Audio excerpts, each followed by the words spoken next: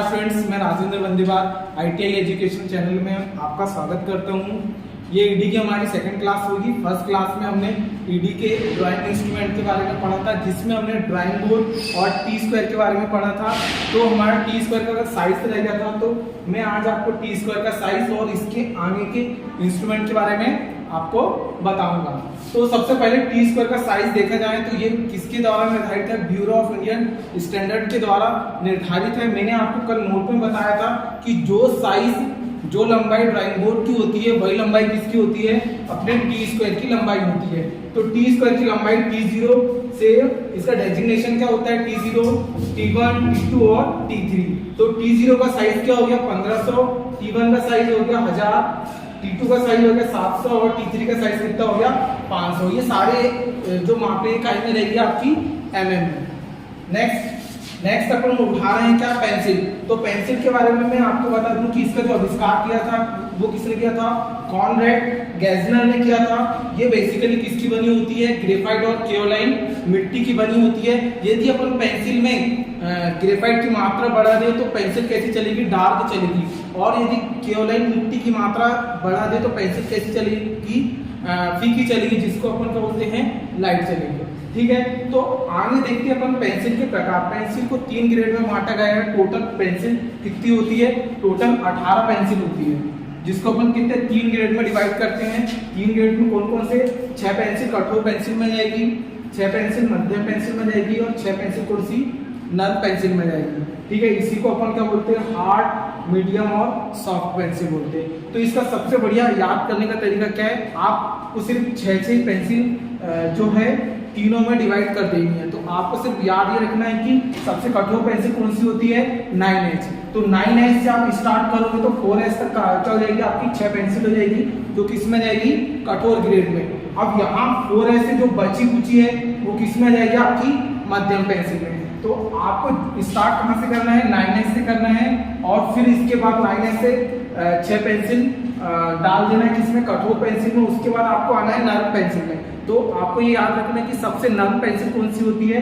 वो होती है आपकी 7B। तो यहां से आपको इस डायरेक्शन में 6 पेंसिल ऐड कर देना है। तो कितनी जाएगी? 7B, 6B, 5B, 4B, 3B और 2B। अब अपन को इधर चलना है B और ये हो जाएगी HB। ठीक है, तो इस डायरेक्शन में आ गए। अब यहाँ से क्या था अपना? 4H था। तो 4H से क्या होगा? 3H, 2H, H और F। ठीक है, तो यहाँ पे मोस्ट इंपॉर्टेंट बात क्या है कि आपको ये जो पेंसिल है ये इंपॉर्टेंट पेंसिल है कि क्वेश्चन में क्या आता है कि F पेंसिल किस ग्रेड के बीच में आती है? तो आप क्या बोलोगे?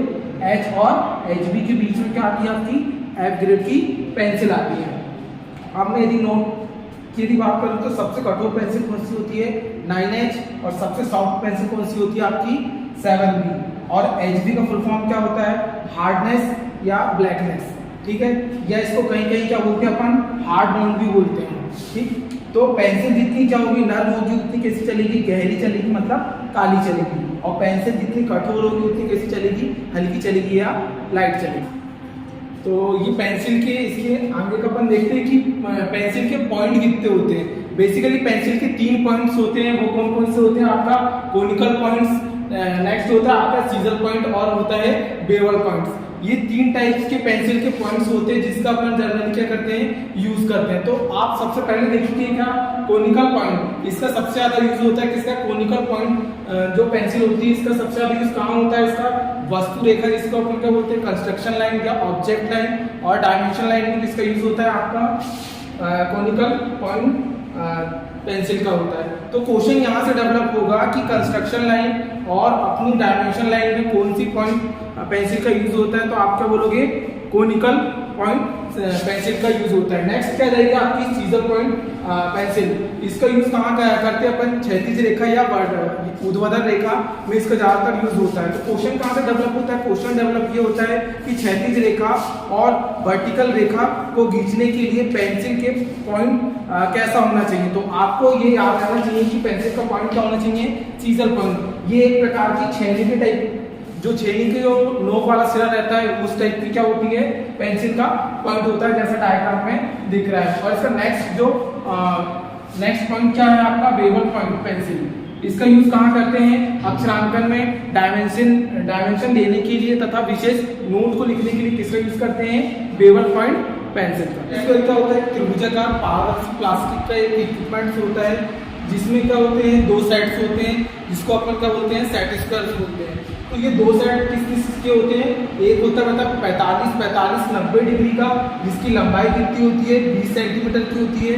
दूसरा सेट कितने का होता है? 30 60 और 90 डिग्री का, इसकी लंबाई कितनी होती है? 25 सेंटीमीटर। अब इसकी जो डायग्राम है वो ऐसा रहता है, ये हो जाएगा आपका कितना? 60 डिग्री, ये हो जाएगा क्या? 30 डिग्री, और ये हो जाएगा क्या?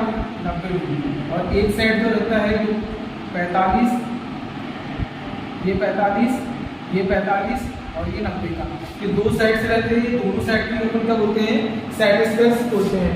अब इनका यूज कहाँ होता है? इसके यूज के लिए मैं आपको बताऊंगा कि इनका यूज क्षैतिज रेखा, जिसको क्या बोलते हैं अपन? हॉरिजॉन्टल लाइन बनाने में यूज होता है। नेक्स्ट क्या होता है? खड़ी रेखा, जिसको क्या बोलते हैं अपन? ऊर्ध्वाधर रेखा। इंग्लिश में क्या बोलते हैं? इसको वर्टिकल लाइन बनाने में यूज होता है। झुकी हुई रेखा, इंक्लाइन लाइन खींचने में यूज होता है। और नेक्स्ट क्या?